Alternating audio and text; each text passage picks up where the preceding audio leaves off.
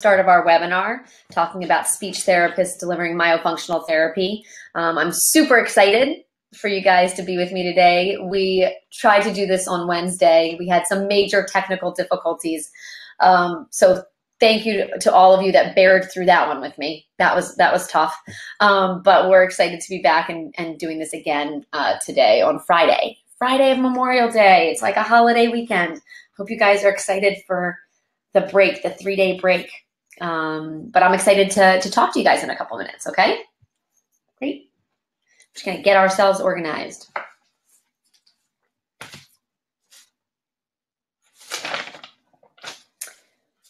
Julie, can I ask you a question? Mm-hmm. So when I want to transfer over to my PowerPoint, how am I going to access that? It's going to be a screen share. Okay. So we're just going to click here and then okay.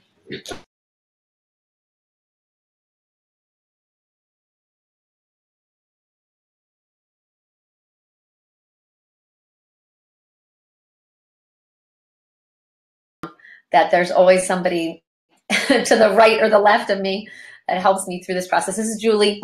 Hi. Julie's my right hand woman. And if it wasn't for her and Derry and Stefan and the rest of the team, I would not be able to do what I do. So I'm forever grateful. So you'll probably field questions to Julie today. You can type any questions that you have, and she can feed them to me, and then that way I can address and answer anything that you guys want answered. So yeah. All right, we're almost ready to roll. We're almost ready to go. I'm gonna make sure I have everything here that I want to share with you guys.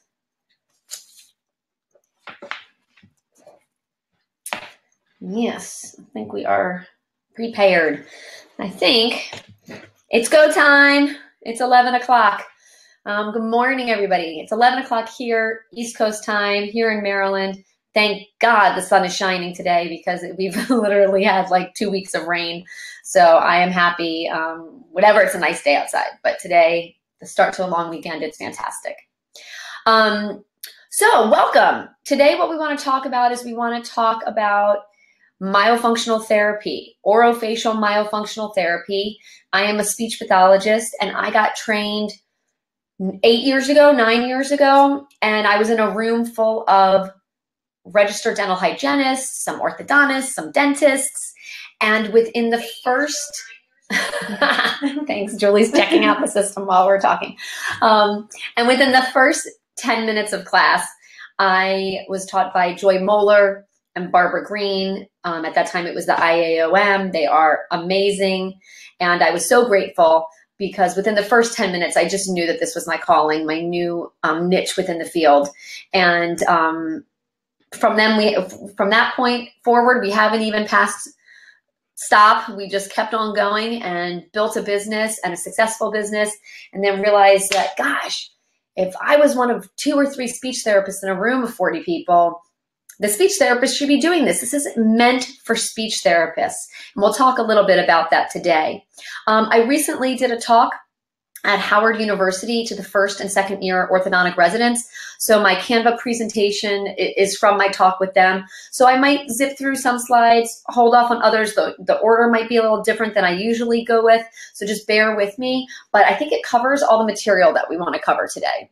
So, all right, Julie, I'm following your suggestion. And if you're just popping in, just wanted to let you know that Julie is here with me. She's like my right-hand woman, my left-hand woman. She takes care of all the technical difficulties for me.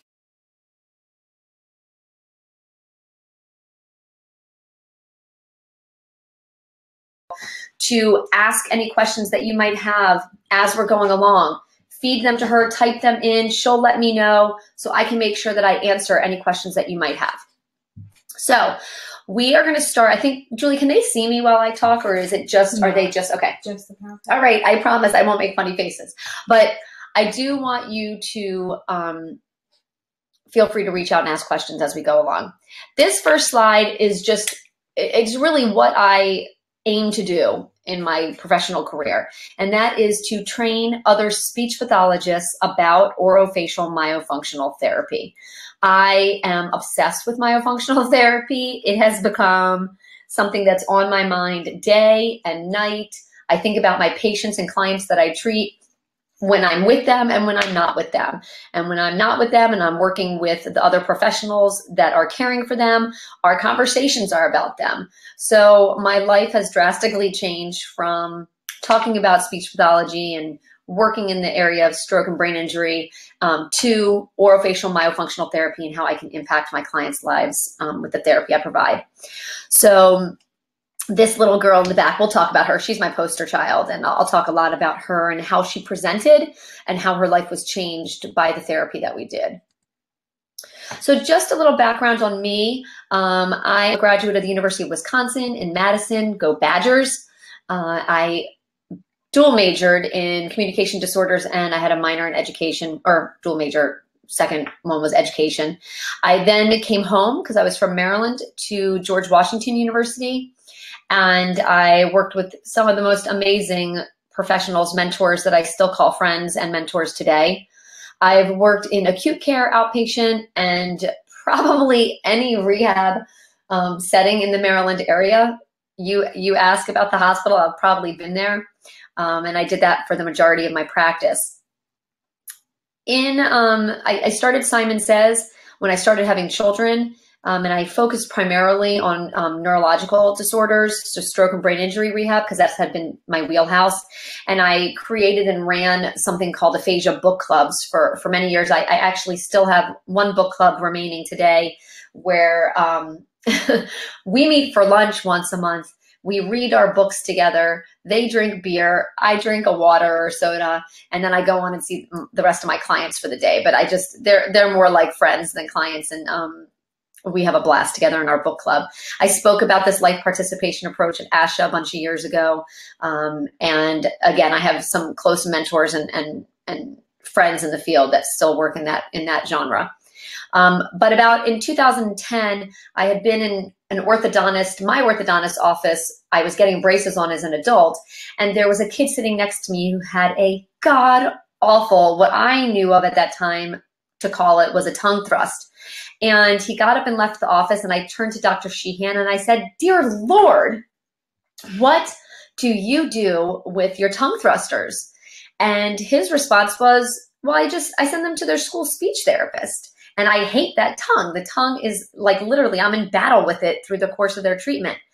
And I looked at him and I go, that is such a shame, because a school speech therapist is not going to be able to treat them. They might try to remediate a speech sound error, but they doggone are not touching their tongue or going in their mouth to work on anything to strengthen their muscles. And he looked at me and he goes, "Well, if you know what you're doing, then I'll send them to you." And I thought, wow, I don't know what I'm doing. Like, when I was in grad school, I remember getting a 6-page stapled pamphlet from the good old Joan Regnell, one of my favorite professors. She's no longer with us, but I would like to call her a friend and a mentor. I was her teaching assistant in the voice department over at GW. And she gave us this 6-page stapled pamphlet that had 6 weeks worth of exercises. I now know that was what we called tongue thrust therapy back then, and that it was such a small piece of what we do now in myofunctional therapy, but yet I was grateful that she handed it to us. Never saw a client with it, but now I look back and I realize so many of the clients that I treated for articulation disorders actually had myofunctional disorders that I was not treating.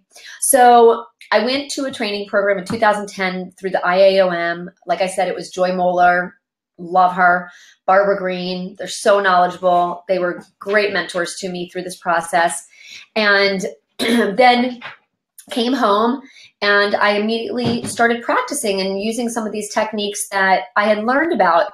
And I kept in touch with the other speech therapists in my room, and both of them kind of phased out and did not continue with some of the material that we had learned. And I, on the other hand, was loving it.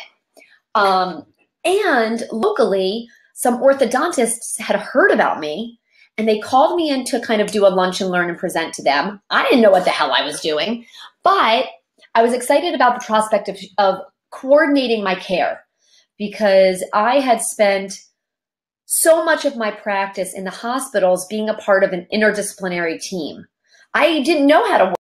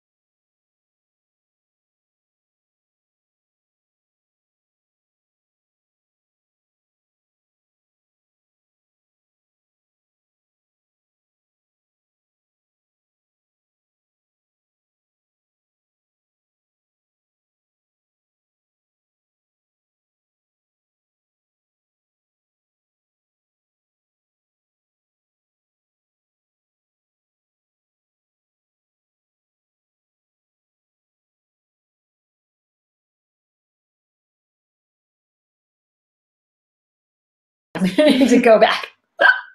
All right, hi, I'm back. So yeah, I want you to think about if the tongue is hanging down and low, it's not living up on the roof of the mouth. And it's not providing that muscular stimulation that the palate so badly needs and craves. Similarly, if somebody has an oral habit, like they're a thumb sucker or a finger sucker or a nail biter, but let's talk about thumb sucking for a second. They're constantly applying pressure. And I want you to think about the palate and the roof of the mouth almost like silly putty. So it's super malleable. And we know that based on our craniofacial growth and development, that the palate does not fully fuse until around the time of puberty. So if you have a little kid age 5, 6, 3, 2, whatever, and you're pushing up on that palate, you are changing the shape of that palate. You are making it into a V-shaped palate. You're making it narrow. And you're not giving the teeth enough room in which to be. And you're certainly not giving your tongue an adequate place to live. But if we train the tongue to be up on the roof of the mouth, it's a natural palatal expander. That's not to say that that child might not need palatal expansion when they get to, age 7 or 8 when they're a mixed dentition, and the orthodontist usually likes to do that. But again, we're all from different places in the country. We work with all different practitioners. The orthodontists that I work with around here, they usually do like to do a 2-phase treatment, and they like to put in palatal expansion if it is necessary. If the child, either through oral habits or genetic, construction, the palate is too narrow and vaulted, then they will provide palatal expansion. Does that answer the question? Yep. Okay. So we're just going to Here you go back.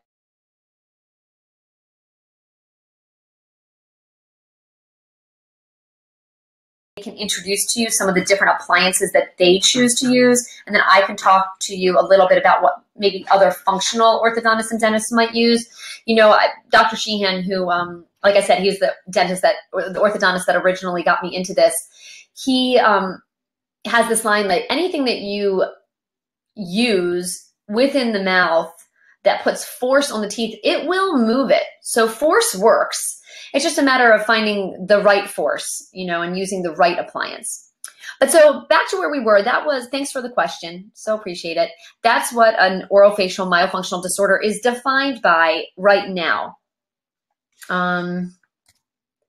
But let's talk about different signs and symptoms of myofunctional disorders that you might see in the clients that walk in your door, or that you might be seeing now. And you might see these symptoms in your patients. The goal of today's webinar is for you to think about your patients differently. I want you to think about the patients that you're treating and the patients that you're seeing, and think to yourself, I never thought of that sign or symptom very much. And I certainly didn't think about that sign or symptom as having a role on this child's presentation, but I want you to think about your patients differently and realize that some of these signs and symptoms are actually signs of a myofunctional disorder, an underlying disorder. So some of the things you might see would be oral habits, like we talked about. Might also be the use of the tongue improperly during a swallow, called a tongue thrust, reverse swallow, immature swallow. You might also see abnormal chewing and eating behaviors. We just recently had a 25-year-old client come in for our last seminar for an evaluation. And she's just the best. And it was the best person to have as an evaluation. She's my daughter's kindergarten teacher. I asked her to come for our seminar because I knew she had a severe myofunctional disorder. And until she got in there, I really didn't realize how severe, because we soon started asking her questions about her eating and chewing. And she said, oh my God, I eat like a kid. And I said, well, tell me more. And she said, well, I eat macaroni and cheese and chicken nuggets, and I do not eat chicken or steak or anything that has like a bone. Like, oh my God, I could never, ever chew that because I choke on it.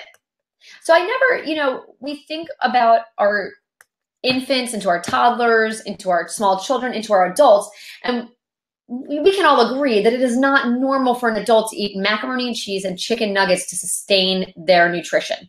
Okay.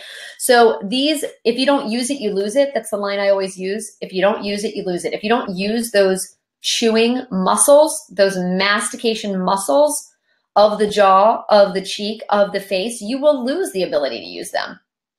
Other signs would be open mouth breathing. Open mouth breathing can lead to a whole host of lifelong problems.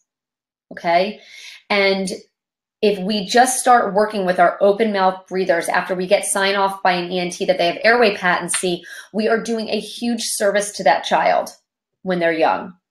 You might also see structural abnormalities, short lingual frenums, enlarged tonsils. Oh my gosh, I just had an eval the other day and I looked in the back of this girl was referred to me by my orthodontist for a tongue thrust. She couldn't close her bite. I knew why. She had improper speech, improper swallow, wrong resting posture. It sat right between her teeth. Of course she couldn't close her bite because it was in constant battle with the teeth. Orthodontist is aligning the teeth. The tongue is constantly living between the teeth. But she opened up her mouth. I shined my light in the back of her throat and I said, holy crap, excuse my language, holy cow, I don't know how this little girl is breathing. So I immediately sent the picture to my ENT friend and I said, please tell me what this is. Is this pharyngeal webbing? And he told me that, here, I'm going to pull it up so that I can have exactly. He said it was prominent posterior tonsillar pillars, AKA palatopharyngeal muscle hypertrophy or redundancy. And it's a potential huge cause for snoring and apnea. Well, goodness, now it makes a little bit of sense. She can't breathe. So of course she's opening up her mouth. And nobody has ever looked at this and thought that she needed intervention, but it's something that we need to identify and talk about with the professionals so that we're all on the same page. So sometimes we unexpectedly see structural abnormalities, and you got to know what's normal to know what's abnormal. Nobody would have looked at this and thought this was normal. We also sometimes see lingual scalloping. We see grinding and clenching of the teeth. When you clench your teeth for extended time, you're going to have TMJ issues. Your tongue is not resting properly in your mouth. And of course, as speech therapists, we all care about the speech sound errors. But I can't tell you how many people come into my office and I ask them if they've had speech therapy before. And many of them say yes, to remediate their S or Z sound. And I say, oh, such a shame because you had that speech therapy and they remediated your speech sound, but nobody ever worked on the underlying problem, which is the muscle function of your face and of your tongue. Nobody taught you to swallow properly. Nobody taught you to sit rest properly. Nobody taught you to nasally breathe. Again, they just let you be a mouth breather. So, when you think about your patients, think about them differently. So what are the causes of myofunctional disorders? Usually it's not one single cause, but usually it's multifactorial. So I listed some of them here. Might include some of the things we've talked about. Airway obstruction. So we use the Friedman scale and we look at the size of the tonsils and we look at where they are on the scale. So when we call our ENT, we say this child or this adult is a mouth breather. Can you please assess their tonsils look large? They're having snoring, they're having sleep apnea. We might need to really be a little bit more airway centric. We might need to be thinking about airway in a different way than we have before. I have like a joke that if you don't work as a part of a team, everybody's on their own individual island and nobody ever communicates with each other, well then nobody's ever gonna help the patient in the most effective way. So the more that we create communication between our professionals, the better served our patient is. Other causes might be sinus infections, enlarged nasal turbinates. We might need to roto-rooter those. Somebody might have a deviated septum. That would be my husband, and likely the cause of his snoring at night. We are going to the ENT in just a few weeks. Somebody has allergies or asthma. People might have a low oropharyngeal muscle tone that's causing airway collapse. When my ENTs, I have videos of them, Dr. Schwartz talks about the causes for snoring and apnea. And Nicole Archambault, just recently in the front of the Asha Leader, she has the cover of Asha Leader, Breathing Easy All Night Long, the critical effects on daytime functioning. We talk about that spectrum of snoring, sleep disordered breathing, sleep apnea, and that myofunctional therapy can actually reduce the amount of AHIs. That's the amount of times that you stop breathing in the nighttime, just with the use of the exercises. So we've always used, and we'll talk about this more, like CPAP for those adults and those kids, but you can't live your life on CPAP. So what if you increase your muscular tone, so that your airway doesn't collapse? Sounds better to me. Of course, number one on my list is I'm looking at your lingual and labial muscle tone that causes improper positioning of the tongue at rest, during speech, and during swallowing. We now know within this field that we look at what is called TOTs, tied oral tethers, in a totally different way. I can't tell you how many times I've gone in to see a client who's been in speech therapy since they were in kindergarten. They're now in 5th grade. I have them lift up their tongue and I go, they're completely tongue-tied. Cut the frenum, clip it, laser it, whatever your practitioner does, and they will have freedom and won't be so restricted in motion. And it then will, carry over into their feeding and their chewing and their eating and their speech and their breathing. These things are all tied together, everyone. I already mentioned the sucking and chewing habits are an issue from the time of infancy. When a child has trouble breastfeeding and we suspect that there might be ankylosing, dear Lord, do that child a service and release that tongue so they can eat. Don't go with the old way of thinking, this old-fashioned way of thinking, which is, oh, we don't know if there's going to be a functional impact. Let's wait and see. Guys, there is research out there. There's over 800 articles that talk about the fact that having tight oral tethers has an impact on normal functioning. And there are plenty of practitioners out there that think on the same lines of these, and they will help you treat your patients. And we already talked about prolonged period foods. So I have a question from Perla. And Okay. She says, I would love to have my students practice proper tongue and lip resting postures at home, but I'm afraid they'll be doing it wrong. What is your recommendation for transitioning from therapy room to home? Okay, so it's Perla. Mm-hmm. Great question, Perla. So I'm curious to know what you use within the therapy room to work on that proper tongue posture and lip posture. And then what I would say is you make it really functional for them. For my kids that I work with, I use, and I'll talk about my programs, the Tongue Tips program and the Thumbs Up program. But as part of Tongue Tips program, they're given homework. And part of that homework is to hold their tongue up on the roof of their mouth. And I call that exercise a tongue plank. If anybody has ever done a tongue plank, it's holding the core of your belly up to give support to the rest of your body. Well, I want a tongue plank, and I want the tongue resting up on the palate for extended time, lips closed, breathing through the nose. And it might start with a 5-minute car ride from the therapy to their house.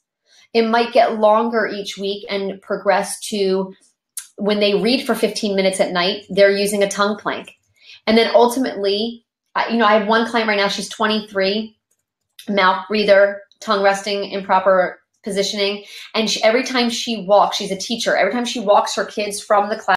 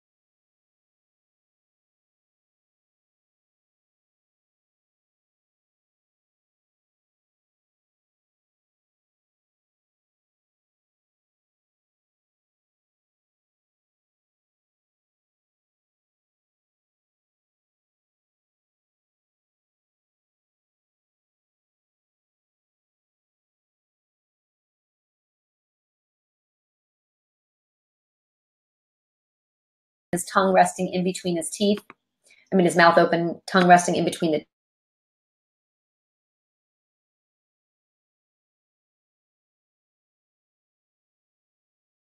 drove them crazy. So they came to me. I sent them to an orthodontist that I knew that they would jive with. They interviewed a few and chose Dr. Johnson. And he got palatal expansion, and we corrected the muscle tone. We got nasal breathing. He completed the program, and you can see how gorgeous he is. Oh, I love this kid. He's just an awesome kid. On the right, the symmetry in his face. He did come back 6 months later for a little maintenance program, which I felt he needed, and he's about due for another one coming up. I'd like to check on them after they leave. Myofunctional therapy includes all, some of the above. Eliminating oral habits, teaching people how to breathe nasally. We were born to breathe through our nose. Something made us breathe through our mouth. Something made us open up our mouth because we couldn't breathe through our nose. Okay, identify what that is. We correct orofacial and lingual rest posture. We teach people how to chew and swallow correctly. And look at this, guys. And we correct speech sound errors, and we habituate those good habits. The truth is, if you look at the scope of practice of a speech language pathologist, all of these items are in our scope of practice. We are the experts on swallowing. We are the experts on feeding and chewing. Of course, we correct speech sound errors. So we're taking all the things that we were trained to do in graduate school, and we're including them in a bigger picture to eliminate oral habits, breathe nasally, and et cetera, et cetera. And the key is that you need to work with your team. So if you look at these pictures, usually I have more time and I can go into more depth as to what they are, but you'll see there's thumb suckers, why don't you guys do this? Look at these pictures. I'm gonna go ahead to the next slide, and you can type into Julie and shout out what you see as some of the symptoms that you're seeing in them. Of course, all these individuals need myofunctional therapy. These are some case studies. I'm actually not going to go through those, Julie, because if I have time, I'll come back to them. But I do want to get into the therapy piece of things. I promise I'll come back to them if I can. But what Simon says is that I've taken what I learned 9 years ago and integrated it in with the things that we already see out in the field, like whether you use the tongue thrust book, or whether you use Swallow Right, or whether you've been trained by the IOM or the AOMT. But I've taken all my training and I compiled them into a really pretty package. And that's what I think, again, differentiates me too. These are cookbooks, but does everybody always follow the recipe exactly? No, you're going to individualize these for your clients. If somebody is not a mouth breather, and they have great labial tone, their lips are closed, but maybe they just have an improper resting posture of their tongue, and the orthodontist can't close up their bite, or maybe they just had relapse. I'm not going to work on lip exercises. Okay, guys, this is why we went to grad school, because we know how to identify normal and abnormal and then only address what we need to. There's also a stigma out in our field about oral motor exercises. I want you guys to think about this neurologic re-education as oral motor with intention. There is not one exercise that I do that is not with a purpose. And that purpose is to get proper normal functioning, proper swallowing, proper speech, proper chewing, proper breathing for my clients. So Thumbs Up is a thumb sucking elimination program. It's a behavioral modification program. It is incredibly fun. I love it. It is one of the most fun parts of my practice. It's 30 days. It's empowering, and it helps children learn how to stop their sucking habits in the most positive of ways, because many of them have tried different things and they are constantly in a negative way. Pop your thumb out, take your thumb out. Oh, your thumb. Well, they've already done the habit. The habit's already happened. So we want to catch them before that. The little girl up on the left of the screen went through 3 habit cribs with no success. She broke every one. She participated in Thumbs Up. She was 10 years old. She kicked it in a day. She felt so amazing about herself. She was awesome. I actually need to check back in with her because she probably has finished with her first phase of treatment and now is ready for us to come in and make sure and see where she's at with the Tongue Tips program. And that brings us to the Tongue Tips program. So I say 12 sessions, but really it's more like 20 if there's a speech issue. You're providing your patients with therapeutic exercises for the lips, for the tongue, and for your facial muscles. You're teaching new swallowing and proper chewing. You're doing speech therapy. We're doing breathing re-education. I don't have breathing re-education on that slide. We need to add that on there. And we're working with practitioners. We're working with other professionals to make sure that we're doing a comprehensive job. Speaking of comprehensive job, this leads me to who is on my interdisciplinary team. Whether you call it a dream team or your interdisciplinary team, you have your speech therapist with training in myofunctional therapy. You have your orthodontist, your dentist, your dental hygienist, your ENT to assess airway and breathing, possibly your oral surgeon if they need to release any tight oral tethers, your pediatrician, who's probably been the first one to recognize some of these symptoms when they're younger. We do body work, okay? So we work with osteopaths or even just a massage therapist or craniosacral specialists, or physical therapists, anybody who's, if your head is like a bowling ball and just an extra few pounds of pressure is pulling it forward, aka the tongue, you can really do some damage to your back, to your neck, to your posture, and to how you hold your head when you speak, swallow, and are at rest. So this is who's on my team, and I think I've learned through the years how to find the right practitioners to work with. I guess I'm already here at the seminars. I guess my question that I want to pose to you before we talk about the seminars, and you can feel free to respond into Julie, is I want to know, is this exciting for you guys? Do you look at your patients differently now? The goal of today's webinar is to have you look at your patients differently. Do you want to learn more about myofunctional therapy? Do you want to make more money working less? Because I used to work every weekend and every holiday in the hospitals. I went into private practice and I was fighting to get my clients. But then I found myofunctional therapy. I teamed up with a group of orthodontists. I had my pediatrician, my ENT, my oral surgeon, and I could work 5 days a week from 8 in the morning until 8 in the evening, and I could have a full caseload every single day. I choose not to. I have 4 children. I like to keep a work-life balance. I work 2 days a week, and I love what I do, and I make more money now than I ever did working full-time.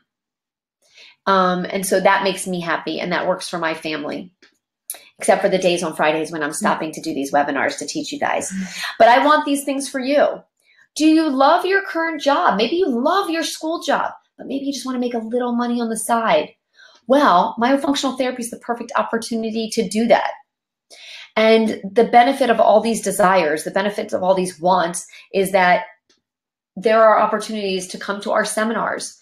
The goal of the seminars was to teach speech therapists about myofunctional disorders, because you're already seeing them in your clinics, you just didn't know it, to teach you my therapy programs, and to give you a whole day of business development. And that's what, again, like what I said, differentiates me. I think it took me about 4 years just to build up my pamphlets to know how to advertise and market myself. And I actually, as soon as I go through here, I'll pop out, I'll show you some of my materials. So what are you going to get when you come to my seminars? You're going to be trained in these programs. You're going to get access to all of my materials. I am like a creative wheel. Like my head is always moving as to what things I can develop for you to use in practice. So I'll show you my comic book I made, and I'm in the process of making games and cards. And I want you guys to identify in this third day what your goals are within your business so that you can use and implement myofunctional therapy. Okay, I guess we can't show them the PowerPoint and me showing them the items at the same time. Yep, so let's go back. Okay, so let's go back. And do you have that list for me?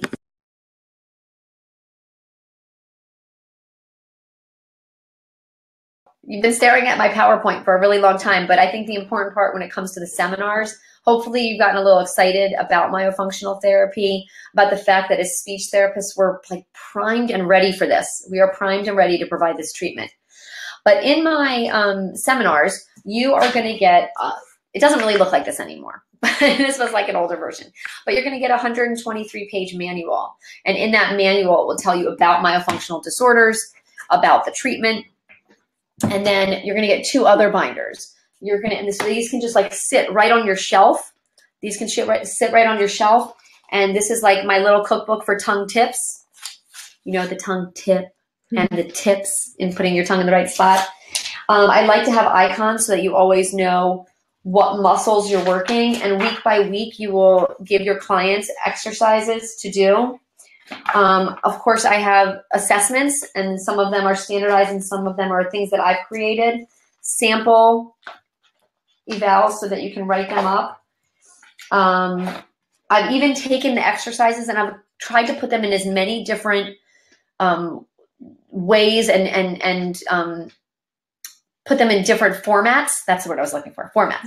Put them in as many different formats as you need so that you can use them with your patients. So like I might have this session by session of the exercises and how you do them. I have cards. I've made them in different ways. These are laminated. These are little ones. I have one practitioner, who was it? It was Kim was it Kim or Mandy? Kim. She came to our seminar. She's one of our users, or Simon Says, and she's so cute. She has a mailbox in her office, and she'll take that week's cards and she'll put them in the mailbox, and then the kid will get them out and see the exercises that he has to do during that session. So I love how she used them. I've taken the exercises and I've put them in video form. So I have recordings of people doing these exercises properly. And then just this past week, we took them and put them in files for session 1, session 2, session 3. So like, even if you're not using all the exercises with a client, meaning like they're not doing the lip exercises, they're just doing the tongue ones, maybe they're doing the breathing ones, but they're not doing the speech ones, you still send them the file and they can access the exercises and then know how to do them. Because sometimes people are in your office and they do such a good job when they're with you, and then they leave and they go, I don't remember what a tongue plank is. So we've got videos so that you can use them. There's more that you're getting. I don't know what your code is there. You're also going to get your thumbs up manual. And your thumbs up manual is going to show you exactly how to interact with parents and with kids. I've created a Powtoon video, which is so fun because I created this superhero and his name is Thumbs Up. We made a comic book. So way back when I like knew that I wanted to create a comic book, and we had an intern working for us, and he just took everything that I had in my mind and he like made it come to life. So this is Thumbs Up, and he meets Tim, and Tim's a great kid who likes to do a lot of different things, but he's a thumb sucker. And the book goes through explaining why it's important to stop sucking. I have another person who's making me, we're creating a Simon Says like Avenger, the Simon Says Avengers, and we have the pacifier and the finger sucker, and we still have a line of 4 different comics for you to use with your clients. Oh my gosh, Julie, I did it again. Sorry, but you're going to get the comic book. You're going to get the video library and the flashcards, and oh my gosh, we have so many products. I've created placemats for you to use with your clients so that they can eat properly. I have marketing materials. So I've created these marketing materials through the years, and by just coming to the seminar and learning about how you can continue working with us, we can literally just put your picture here and have your bio, and you can go the next day, order them on Vistaprint or Office Depot, and take them right into the practice so that you can start advertising. Like I said, I left my first seminar and I said, this is totally for me, but now what? So I spent a lot of time trying to create all these products so that when you guys get trained, you don't have to do that. The thinking is taken out of it, and you can just get to work and do what you do best and start using the techniques and the programs right away. I don't want you to have to reinvent the wheel because it's not necessary. So that's basically what we're going to do at our seminar. The next seminar we have is in New York next weekend. I think we might have a couple spots left in that one. Just a few. But maybe just a couple. Then we are going to LA in July, but that one's sold out. We are all full. I know it's summertime. Sorry. But then we're going to be back in Virginia in October, and we haven't really filled that one up yet. There's probably some spots left in that one. It's in Tyson's Corner. And then, oh gosh, in 2019, we are moving around. So we're going to be going to Chicago. We're going to be going to Boston. We're going to go back to LA, San Francisco. And then, of course, we always stay at home and do some things in DC or Virginia. I want you guys to get excited about this. Julie is actually going to send out a pop-up with more information about the seminars in case you're interested. If you just have questions about myofunctional therapy, send us emails. No pressure about the seminars. This is just if you want to learn more. But if you have questions, feel free to ask them to us. We're happy to answer anything. And then in that link, we posted the 2019 schedule. Not available for registration until June, but at least you can kind of get your head wrapped around when they're going to be, because we would love to see you there. Any questions, reach out. So happy to have you. Thanks for coming today, and thanks for dealing if you were on the other day with our technical difficulties, but go OMT. Thanks for being here. Take care. Bye. Red button. Perfect. That was good.